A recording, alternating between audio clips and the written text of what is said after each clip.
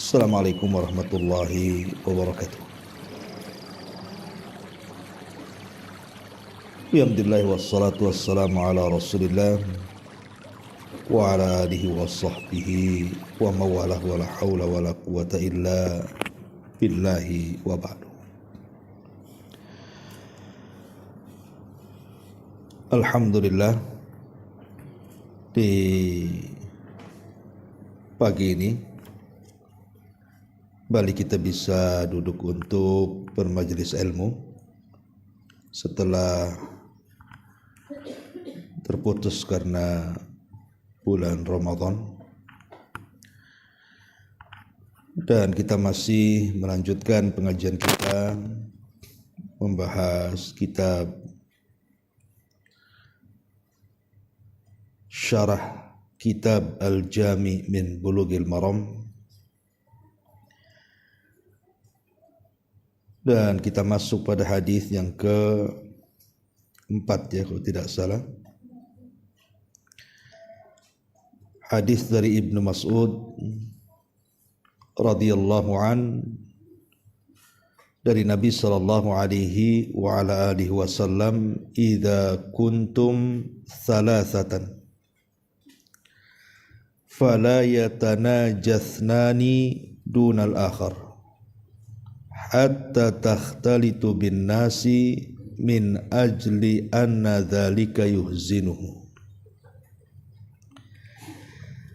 Jika kalian hanya bertiga, janganlah dua orang saling berbisik-bisik tanpa mengajak seorang lainnya hingga kalian berbaur dengan banyak manusia, karena hal itu bisa menyakitkan atau membuat dia sedih. Ma'asyiral muslimat yang dimuliakan Allah Azza wa Jal, hadis ini menjelaskan kepada kita tentang adab dari adab-adab agama Islam. Bahwa di antara petunjuk Nabi sallallahu alaihi wasallam adalah kita harus menghormati orang lain dan tidak boleh menyakiti orang lain seperti membuat orang lain sedih. Nah, di antaranya adalah kita dilarang untuk berbisik-bisik ketika jumlah kita itu ada 3 orang. Jadi kalau seandainya ibu sedang berkumpul 3 orang, tiba-tiba kemudian yang 2 orang itu berbisik-bisik tanpa melibatkan orang ketiga, maka dalam Islam berbisik-bisiknya 2 orang sementara orang yang ketiga tidak dilibatkan padahal satu majelis, maka itu sangat terlarang. Kenapa demikian? Di sini Nabi sallallahu alaihi wasallam menjelaskan alasannya. Anna dzalika yuhzinuhu. Karena hal itu bisa membuat sedih. Bisa saja boleh jadi kalau seandainya orang yang ketiga ini tidak kuat imannya, akan menimbulkan suudzon, berburuk sangka, jangan-jangan dia berbisik itu sedang membicarakan saya.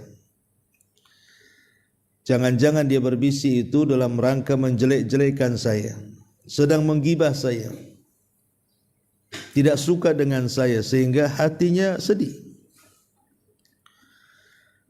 Itulah yang kemudian Islam ini mengajarkan kepada kita untuk menghormati saudaranya.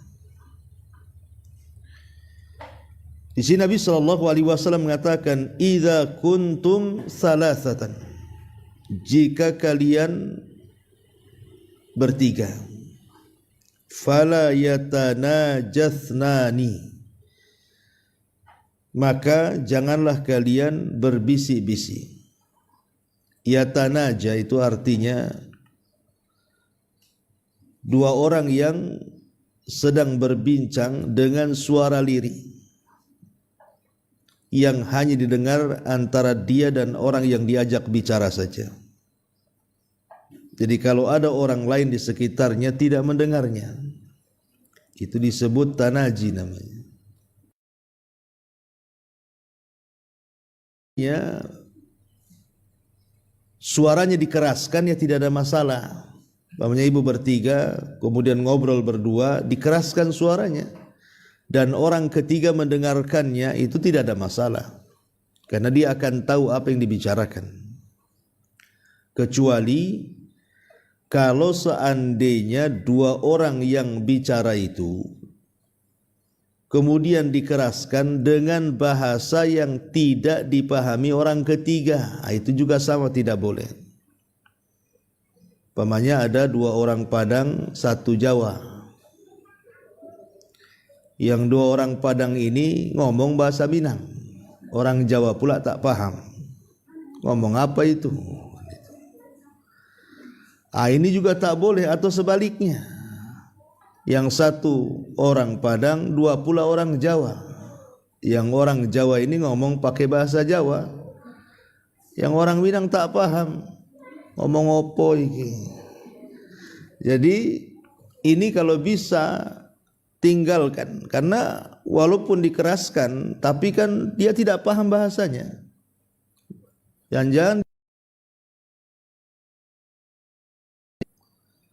makanya walaupun dikeraskan, kalau dia tidak paham karena menggunakan bahasa yang lain, itu pun dilarang, masuk dalam hadis ini. Apalagi kalau seandainya dia berbisik-bisik. Yang lebih parah adalah kalau yang berbisik-bisiknya lebih daripada dua. Umpamanya orangnya ada 4, yang 3 berbisik-bisik, yang 1 pula tak diajak. 5 orang, yang 4 berbisik-bisik, yang 1 pula tak diajak. Maka semakin banyak yang berbisik, berarti perkaranya lebih parah, lebih tidak boleh lagi. Beda kalau seandainya ibu berkumpul 4 atau 5 orang, yang 2 berbisik, tidak ada masalah karena ibu ada kawannya. Dia berbisik, aku juga bisa berbisik dengan sebelah. Itu tidak ada masalah, karena tidak akan membuat dia sakit. Yang jadi masalah itu kalau ibu sendirian ditinggalkan oleh kawannya berbisik-bisik dengan orang lain padahal satu majelis. Makanya di sini Nabi SAW mengatakan, "Idza kuntum thalathatan fala yatanajasnani dunal akhar." Jika kalian hanya bertiga, janganlah 2 orang saling berbisik tanpa mengajak orang ketiga. Hatta takhtalitu bin nas, kata Rasul, sampai kalian betul-betul berbaur dengan banyak manusia. Artinya kalau seandainya banyak orang, kayak ibu nih lagi ngaji sekarang kan, rame orang, kemudian di antara ibu ada yang berbisik 2 orang, itu tidak ada masalah, karena ibu berbisik di tengah-tengah keramaian.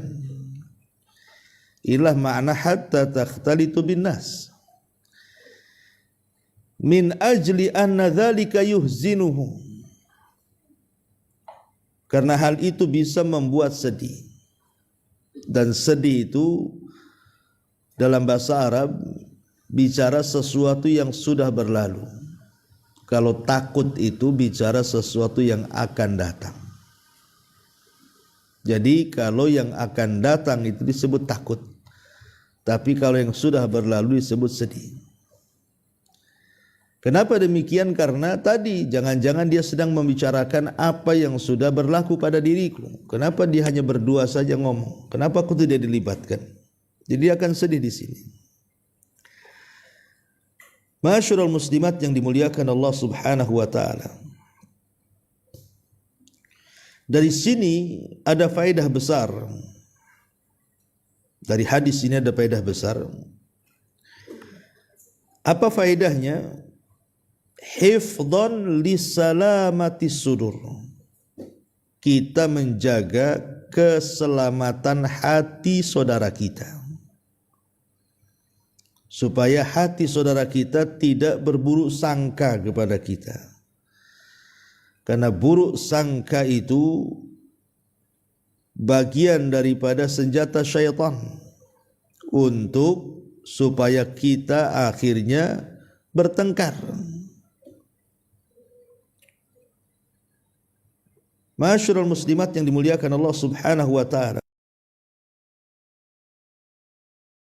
Ulama mengatakan bahwa an-najwa min masaidi syaitan.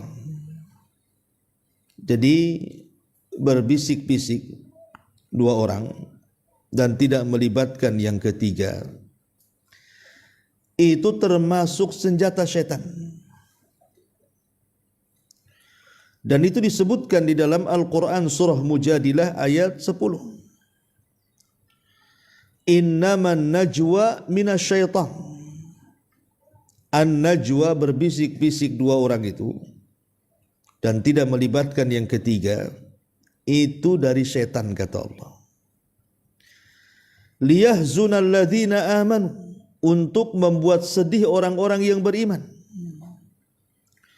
Wa laisa bidharihim syai'a illa biidznillah.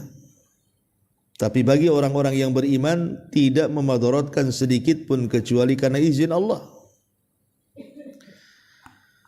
Jadi berbisik-bisik itu bagian daripada sifat setan masalahnya, Bu. Ingat ketika Nabi SAW mengatakan setan itu sudah putus asa untuk mengajak bangsa Arab itu menyembah dirinya. Karena di zaman Nabi SAW berhala-berhala itu kan dihancurkan. Kemudian tauhid ditegakkan. Sehingga tidak ada orang yang menyembah setan lagi. Jadi setan itu putus asa untuk membuat jazirah Arab itu menyembah dirinya. Tapi kata Nabi SAW, ada senjata setan. Walaupun dia sudah tidak bisa disembah orang, apalagi orang-orang yang sudah belajar tauhid, tidak mungkin menyembah setan lagi. Tetapi setan itu punya senjata. Kata Nabi SAW, walakin bitahrisi bainahum. Tapi setan akan berusaha untuk membuat bertikai manusia, untuk membuat bermusuhan manusia. Lah salah satunya adalah dengan cara atanaji di sini, an-najwa. Setan akan memasukkan di hati orang yang ketiga. Ketika melihat dua kawannya sedang berbisik-bisik, di situ setan masuk, mengotori hatinya, kemudian menimbulkan buruk sangka kepada saudaranya.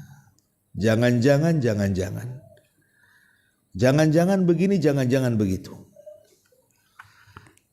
Makanya karena bahayanya an-najwa ini, berbisik-bisik ini, sampai kemudian Allah Subhanahu wa taala memasukkan di antara sifat setan adalah berbisik-bisik. Bahkan ini sifatnya orang-orang munafik. Jadi orang-orang munafik itu kalau berjumpa dengan orang-orang yang beriman, maka mereka berbisik-bisik. Dan itu disebutkan di dalam Al-Quran surah Al-Isra itu ayat 47 kan. Nahnu a'lamu bima yastami'una bih idh yastami'una ilaika wa idhum najwa idh yaqulu adh-dhalimuna iyattabi'una illa rajulan masura. Kami lebih mengetahui dengan apa yang mereka sedang bicarakan. Ketika mereka membicarakan soal kamu wahai Muhammad, ketika mereka berbisik-bisik, di mana orang-orang zalim mengatakan sesungguhnya mereka maksudnya para sahabat tidaklah mengikuti kecuali orang yang terkena sihir. Maksudnya mengejek Nabi sambil berbisik-bisik di antara mereka. Makanya dahulu di zaman Nabi SAW ada seorang laki-laki datang kepada Nabi menanyakan sebuah hajat. Dan dia pun berbisik-bisik, hendak berbisik-bisik di hadapan Nabi SAW. Sementara di tempat lain ada orang yang sedang duduk. Maka Nabi SAW melarang, kamu tidak boleh berbisik-bisik. Ngomong saja, apa keperluanmu? Lah Nabi SAW berusaha supaya jangan sampai orang lain berburuk sangka kepada dia. Mencegah jangan sampai muncul buruk sangka kepada dia dan sahabat yang hendak berhajat kepada dia. Makanya satu hari Nabi SAW sedang ngobrol dengan salah satu istrinya saat i'tikaf di bulan Ramadan. Kalau tidak salah dengan Safiyah. Berdua gitu ya. Tapi kan masalahnya di zaman itu kan tidak ada listrik, Bu, masih gelap gitu ya. Tiba-tiba kemudian lewatlah beberapa sahabat. Melihat Nabi SAW sedang berbisik-bisik dengan seorang wanita. Karena gelap kan tidak tahu siapa wanita di samping Nabi. Padahal itu istrinya Safiyah. Tiba-tiba langkah sahabat ini dipercepat gitu ya. Tergesa-gesa. Maka Nabi SAW langsung mengatakan, ala rislik, pelan-pelan kalian kalau berjalan. Sesungguhnya wanita yang ada di sampingku adalah Safiyah, istriku. Jangan curiga gitu maksudnya. Ini istriku ini. Sahabat ini mengatakan, ya Rasulullah, kami tidak mungkin berburuk sangka kepadamu. Tapi Nabi SAW mengatakan, oh bukan begitu, ingat setan itu masuk pada jalan darah. Setiap manusia takut kalau seandainya kemudian membuat was-was akhirnya suudzon. Mana Nabi ini? Istri dah banyak masih juga kan gitu. Berdua-duaan dengan perempuan yang gak jelas siapa. Bisa saja dia ngomong begitu. Makanya Nabi SAW menjelaskan sebelum setan menguasai orang itu, kemudian bersuudzon kepadanya, akhirnya kemudian berburuk sangka, maka Rasul menjelaskan, ini wanita yang di sampingku, ini Safiyah, bukan orang lain. Ya. Maka lihat bagaimana Nabi SAW memutus rantai di mana setan itu jangan sampai kemudian membuat tahris, kegaduhan, buruk sangka. Maka begitu juga di sini. Ibu kalau sedang bertiga jangan suka berbisik-bisik. Kalau mau berbisik-bisik, ajak yang ketiganya berbisik ria bersama, gitu ya. Jangan satu ditinggal, dua pula berbisik, gitu ya. Karena ini tidak baik, bisa menyakiti hati saudaranya. Karena di antara amalan yang sangat dianjurkan dalam Islam itu, Ibu, adalah memasukkan perasaan senang ke hati saudaranya kan. Itu seafdol-afdolnya amal. Ketika Nabi SAW ditanya tentang amalan yang paling dicintai Allah, maka Rasul SAW mengatakan, sururun tudkhiluhu ala qalbi muslim. Perasaan senang yang engkau masukkan kepada hati seorang muslim. Itu harusnya kita menyenangkan hati saudaranya. Tapi dengan berbisik-bisik itu kan membuat sedih itu saudaranya. Padahal kita harus menyenangkan hati saudaranya. Atau dengan istilah lain para ulama namanya jabrul khawatir namanya. Berusaha menembel kesedihan-kesedihan saudaranya. Jadi kalau ada saudara yang sedang susah hatinya, kita datang, kita hibur dia. Makanya dalam Islam itu ada syariat takziah namanya, menghibur orang yang kena musibah. Karena di antara amalan yang paling afdal, yang paling agung, yang paling dicintai Allah itu adalah menanamkan perasaan senang di hati saudaranya, meringankan beban dia. Tapi dengan berbisik-bisik ini tidak menyenangkan, membuat sedih saudaranya, menimbulkan suudzon, berburuk sangka kepada dia. Makanya dicela dalam Islam, ya, tidak boleh berbisik-bisik dan tidak melibatkan yang ketiganya.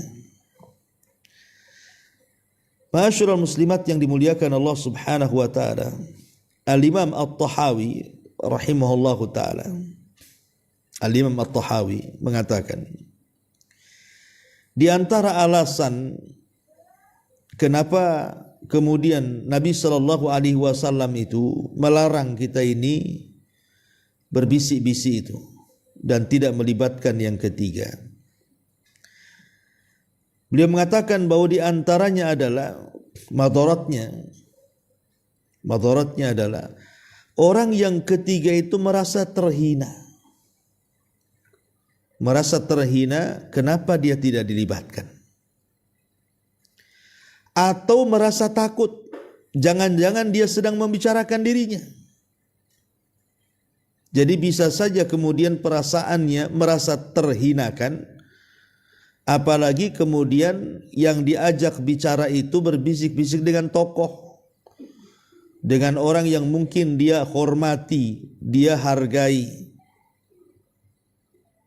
Kemudian dia tidak dilibatkan, kan merasa kecil hatinya tuh. Kenapa ya? Ada apa ya? Kan itu. Kok saya tidak dilibatkan?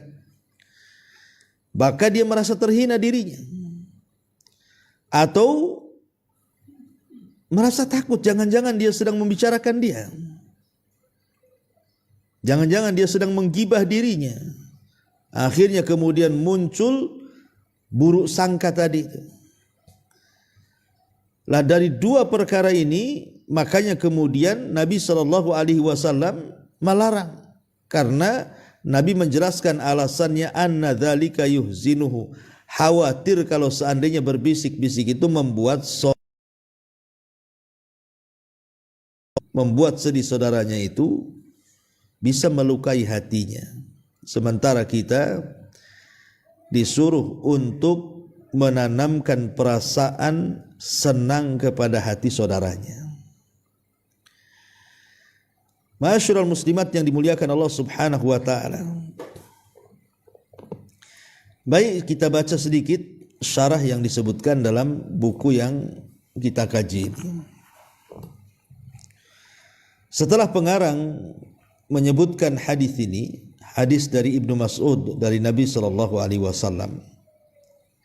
Kemudian pengarang menjelaskan di sini. Hal ini sangat jelas dan termasuk akhlak mulia. Jadi meninggalkan berbisik-bisik dan tidak mengajak yang ketiga itu adalah akhlak yang mulia. Hal ini juga termasuk kesempurnaan syariat dan perhatian syariat terhadap kemaslahatan hamba-hambanya. Lihat bagaimana indahnya syariat. Hal-hal yang bisa memadaratkan orang lain itu dilarang. Makanya Nabi SAW mengatakan apa? La dharara wa la dirar.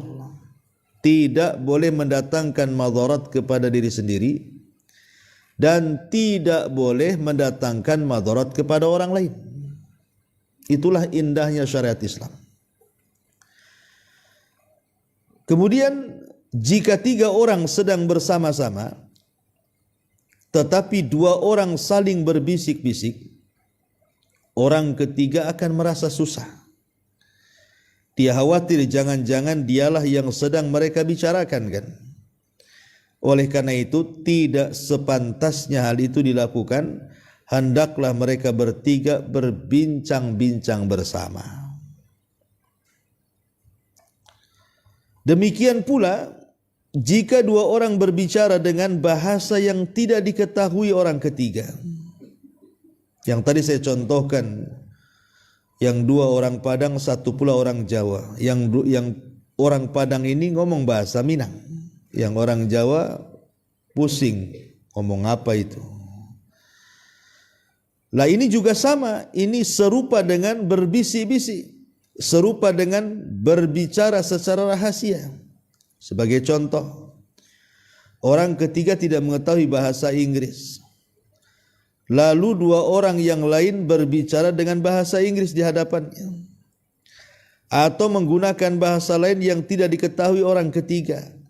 Hal ini tidak sepantasnya dilakukan karena sama saja dengan berbicara secara rahasia dan membuat orang ketiga bersedih. Akan tetapi jika mereka berempat atau lebih tidak mengapa dua orang berbisik-bisik karena orang lain yang mengajak bicara orang yang ketiga. Artinya kalau lebih daripada 3 orang enggak apa-apa dua orang berbisik-bisik, karena orang ketiga juga bisa berbisik-bisik dengan orang keempat kan begitu. Tidak terlalu menyakitkan. Ya gimana Bu, ibu bertiga, ibu tidak diajak bicara, sementara mereka berdua bicara di depan ibu. Gimana perasaannya kan begitu. Lah hukum ini juga berlaku apabila mereka berempat. Sehingga janganlah 3 orang berbisik-bisik atau berbicara dengan bahasa yang tidak diketahui orang keempat, sebab hal itu juga membuatnya bersedih. Demikian apabila mereka berlima, lalu 4 orang berbisik-bisik tanpa mengajak yang kelima, maka hukumnya sama persis hingga mereka berbaur dengan orang lain. Ya, kalau berbaur sudah berbaur ya tidak ada masalah. Ya, jadi larangan berbisik-bisik itu dikarenakan akan mengganggu muslim yang lainnya. Tapi kalau gangguan itu tidak ada, maka tidak ada masalah Bu. Misalnya 2 orang berbisik-bisik dan ketika itu hadir jamaah yang banyak, atau ada 2 orang yang berbisik-bisik dan 2 orang lain berbisik-bisik, umpamanya 4 orang, 2 berbisik-bisik, 2 juga berbisik-bisik, tidak ada masalah karena tidak mengganggu masalahnya. Yang jadi masalah itu kalau sudah mengganggu.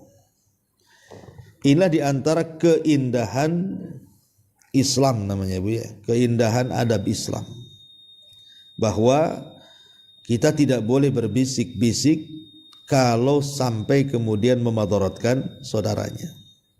Karena dahulu ada sahabat namanya Abdullah ibnu Umar.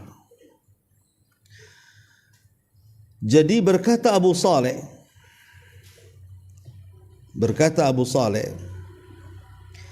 Fakultu libni Umar, aku bertanya kepada Ibnu Umar, bagaimana kalau seandainya 4 orang? Qala la yadurruk, tidak ada masalah kalau 4 orang. Artinya kalau kurang dari 4 orang, 3 orang, yang 2 berbisik-bisik, yang 1 tidak, itulah yang dilarang, tidak boleh. Dan sekali lagi ini bagian daripada adab. Karena di masyarakat yang seperti ini biasa Bu, hati-hati Bu ya, ibu ngajak orang atau ngajak kawan bertiga di warung kopi atau di warung mana gitu ya, yang 2 berbisik-bisik, yang 1-nya pula tadi ajak. Ini kan sering terjadi, banyak sekali terjadi. Atau umpamanya ibu sedang bertamu, ya bertamu berdua, berbisik-bisik, tuan rumah yang punya rumah dibiarkan saja, kan? Ini juga bisa membuat sedih. Ngapain dia ngerumpi di rumahku katanya, kan gitu. Nah, itu kan masalah jadinya bukan? Ya, akhirnya nggak dikeluarkan toplesnya kan Bu. Nah, jadi hal-hal yang seperti ini juga harus dipahami. Walaupun ini sebenarnya sih 2 orang berbisik-bisik itu tidak ada kaitan dengan orang ketiga sebenarnya.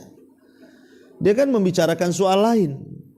Mungkin bicara soal pinjam uang. Ya, malulah didengar kawannya, berbisik-bisiklah dia. Ya, ada uang enggak kan itu, umpamanya kan.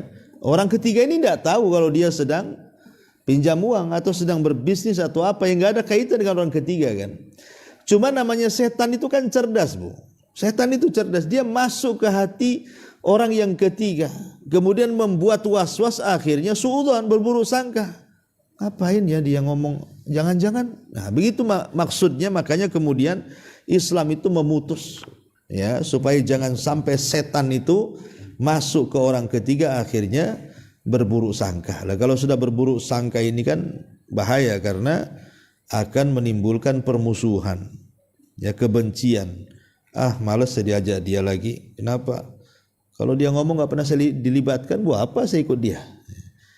Jadi hal-hal yang seperti ini dijaga. Ini bagian daripada adab yang diajarkan Nabi Sallallahu Alaihi Wasallam. Wallahu a'lam. Ya, ini hadis yang keempat. Kita masuk hadis yang kelima. Hadis dari Ibnu Umar dari Nabi Sallallahu Alaihi Wasallam, beliau bersabda, la yuqimur rajulur rajula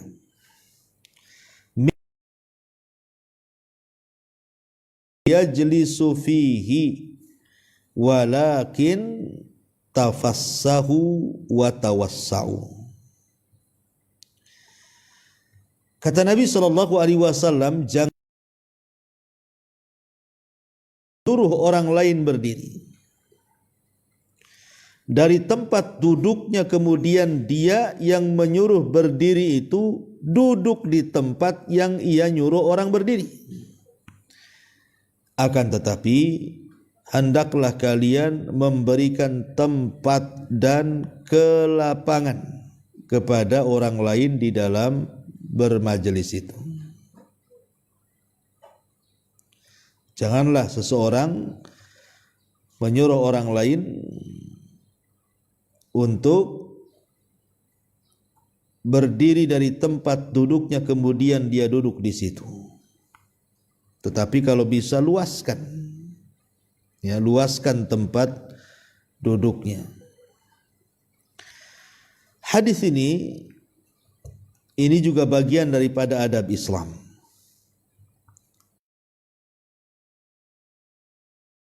Islam ini sangat menganjurkan untuk menyebar sebab-sebab at-ta'aluf, bersatunya hati kaum muslimin, dan juga berusaha untuk menanamkan perasaan kasih dan cinta di antara kaum muslimin. Dan berusaha Islam ini menjauhkan hal-hal yang bisa membuat lari satu dengan yang lainnya, atau saling membenci kaum muslimin satu dengan yang lainnya. Lah salah satunya di sini bicara tentang adab majelis. Adab majelis, umpamanya kayak ibu ini sedang bermajelis namanya. Ibu datang ke majelis sudah penuh. Ya, karena ibu mungkin ketua panitianya di situ. Yang lain itu mungkin jemaah biasa. Kemudian ibu datang belakangan, yang lain itu datang duluan. Tiba-tiba ibu katakan, itu yang di depan itu geser, ya, pindah ke belakang, itu tempat saya di situ. Ya, jadi tidak boleh kayak gitu, karena bagaimanapun itu bisa membuat orang kecil hati tadi. Ini juga sama dengan hadis yang keempat tadi, membuat orang sedih. Kenapa saya dipindah? Ada apa dengan saya? Apa dia mentang-mentang ketua gitu ya, saya jamaah kan, kok saya dibelakangkan padahal saya datang duluan. Ini kan akhirnya membuat kebencian di sini. Makanya di antara adab Islam di sini bukan kemudian menyuruh orang pergi kemudian duduk di situ, tetapi minta ibu dilapangkan. Bisa nggak saya duduk di situ? Tanpa harus memindah orang. Ya. Jadi meluaskan, bukan memindah orang kemudian ibu duduk di situ. Karena ini tidak berakhlak orang seperti itu. Ya. Ma'asyiral muslimat yang dimuliakan Allah Subhanahu wa taala. Maka kata pengarang dalam kitab ini, kita baca dulu sedikit. Hadis ini mengandung adab yang diisyaratkan, yaitu seseorang tidak boleh menyuruh orang lain berdiri dari tempat duduknya baik di masjid maupun di tempat lain, dengan beralasan bahwa dia yang kedudukannya di hadapan orang lain dan sebagainya. Tidak boleh demikian, akan tetapi hendaklah dia duduk di tempat yang masih tersedia dan tidak menyuruh orang lain berdiri kemudian dia menduduki posisinya. Ini menunjukkan apa? Kesetaraan, Bu. Islam itu mengajarkan kesetaraan. Islam itu tidak membeda-bedakan antara si kaya dan si miskin, antara orang yang punya jabatan dengan orang yang tidak punya jabatan, antara orang yang dihormati masyarakat dengan orang yang mungkin kurang hormat dari masyarakat. Islam itu sama, karena yang membedakan itu hanya takwa saja. Makanya kemudian dalam masalah majelis pun diatur, ya, tidak bisa kita semena-mena. Merasa umpamanya ibu merasa ya tadi ketua panitia, atau merasa tinggi jabatannya, atau merasa orang kaya, atau merasa ini merasa itu, akhirnya kemudian mengalihkan tempat duduk orang lain supaya ibu duduk di situ. Kemudian kata pengarang di sini, jika masuk ke masjid, dia bisa menuju ujung saf atau mengisi tempat yang kosong jika masih ada celah dalam saf, sehingga tidak perlu menyuruh orang lain berdiri. Begitu juga di dalam majelis, dia bisa duduk di barisan terakhir di tempat yang kosong dan tidak perlu menyuruh orang lain berdiri. Namun jika ada orang yang dengan sukarela memberikan tempat duduknya, hal itu tidak mengapa. Ya, umpamanya ibu kasihan ini yang datang orang sudah tua, ya sudah tua, sudah susah jalan gitu ya. Ibu masih muda, kasihan orang tua itu. Bu, duduk di sini aja biar saya di sana. Ya, karena memang sengaja ibu cari yang belakang-belakang. Ya, cari yang ada tiang kalau bisa, untuk bersandar ya. Jadi kalau yang demikian tidak ada masalah, ya kalau karena kerelaannya gitu ya dia memberikan tempat duduknya. Tapi kalau tidak rela, tidak boleh. Lah Ibnu Umar radhiyallahu anhuma tidak mau ketika orang lain memberikan tempat duduknya kepada beliau. Sampai Ibnu Umar ketika masuk ke dalam majelis itu, kan namanya dia ulama, orang terhormat. Sampai panitia mengatakan, bisa enggak engkau pindah biar Ibnu Umar duduk di sini, katanya. Ibnu Umar menolak, tidak mau. Ya, jadi Ibnu Umar tidak mau ketika ada orang lain memberikan. Jangan-jangan orang tersebut memberikan tempat duduknya karena malu, bukan karena sukarela. Jika ada orang yang berdiri untuk memberikan tempat duduknya kepada beliau, beliau tidak mau duduk di tempat yang disediakan. Kenapa? Waroknya beliau. Itulah salah satu contoh ulama salaf menunjukkan tentang adab Islam. Kemudian kata pengarang, jika ada orang yang memberikan tempat duduknya kepada anda, selayaknya anda bersikap warok juga seperti yang dilakukan oleh Ibnu Umar. Akan tetapi, jika anda tahu dengan pasti bahwa dia memberikan tempat duduknya secara sukarela karena mencintai dan menghormati anda, tidak mengapa anda menempati tempat duduk yang diberikan. Inilah makna walakin tafassahu wa tawassau, akan tetapi hendaklah kalian memberikan tempat dan kelapangan kepada orang lain dalam majelis itu. Yang sepantasnya adalah memberikan tempat dan kelapangan kepada orang lain dalam majelis. Jika seseorang datang sedangkan tempat yang tersedia sempit, hendaklah orang yang telah berada di tempat tersebut merapat memberikan tempat kepada yang baru datang. Jadi kalau sempit pun tetap dikasih celah lah di sini gitu ya. Ya, jadi itu yang harusnya dilakukan seorang muslim dalam adab bermajlis. Wallahu a'lam. Saya kira 2 hadis dulu. Tapi sebelum saya tutup, silakan kalau ada yang bertanya.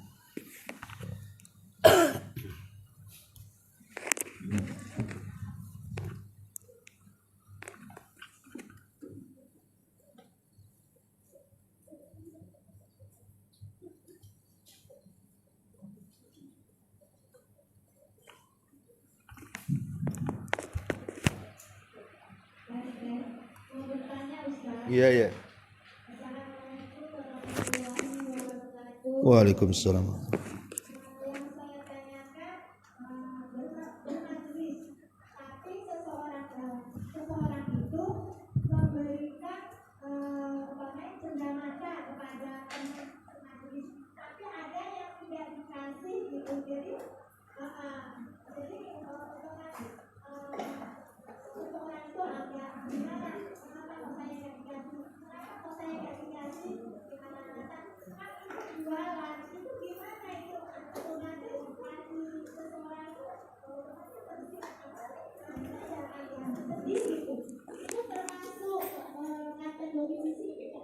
Cindera mata, hadiah karena perlombaan atau enggak?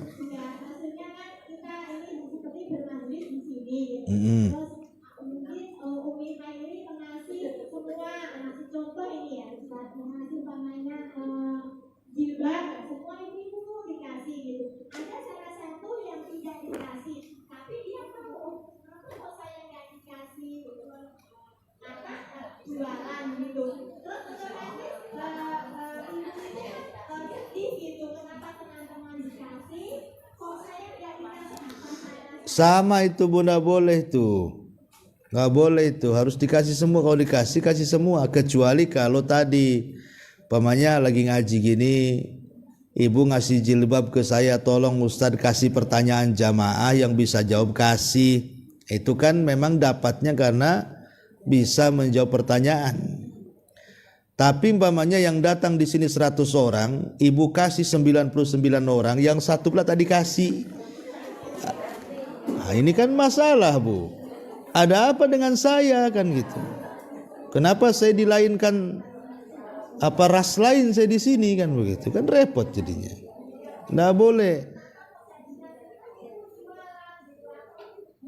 Ya itu pun sama kan. Kan intinya itu, Bu, membuat orang sedih.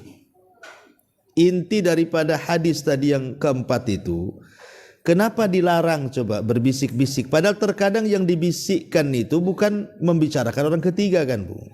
Terkadang membicarakan tentang tema lain, tidak ada kaitan dengan orang itu. Tapi karena membuat sedih, itu yang dilarang. Maka hukum dalam Islam itu ada istilah usul fikih itu, al-hukmu yaduru ma'illatihi wujudan au adama. Jadi sebuah hukum itu akan bermuara kepada ilatnya, kepada sebabnya.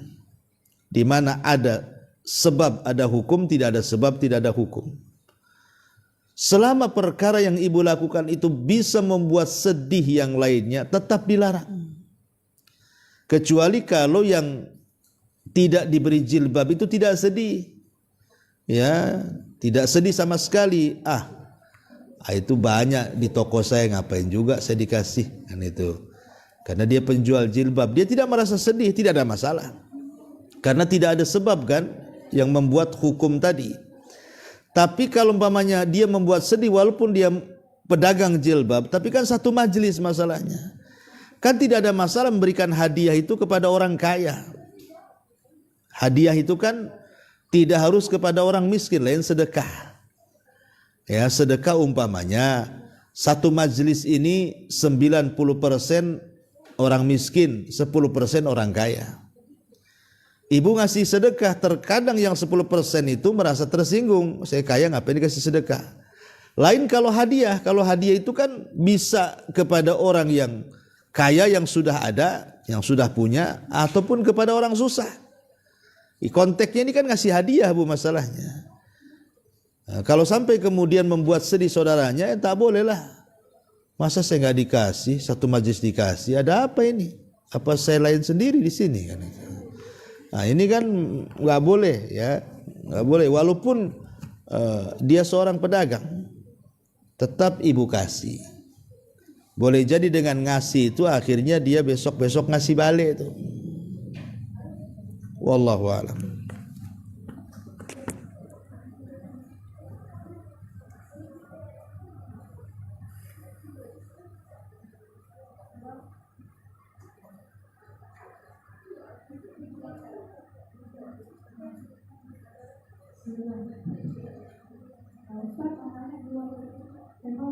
Iya.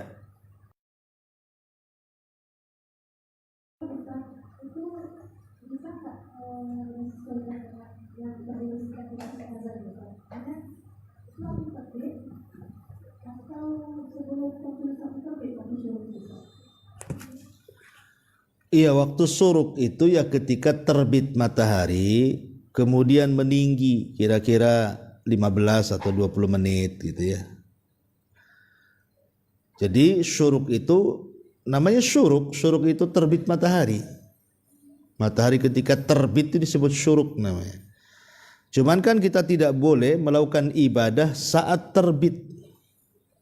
Karena hal itu termasuk tanduk setan. Kenapa disebut tanduk setan? Karena orang-orang musyrik sedang menyembah matahari. Makanya biarkan matahari itu meninggi sedikit. Sampai selesai para penyembah matahari itu nyembah, baru kita sholat. Ya, namanya sholat syuruk. Yang disebutkan oleh Nabi SAW pahalanya sama dengan haji dan umroh secara sempurna. Kalau dia tidak beranjak dari tempat sholatnya dari waktu subuh sampai syuruk. Jadi syuruk itu artinya selepas terbit matahari dan meninggi satu tombak. Itu disebut syuruk. Wallahu a'lam.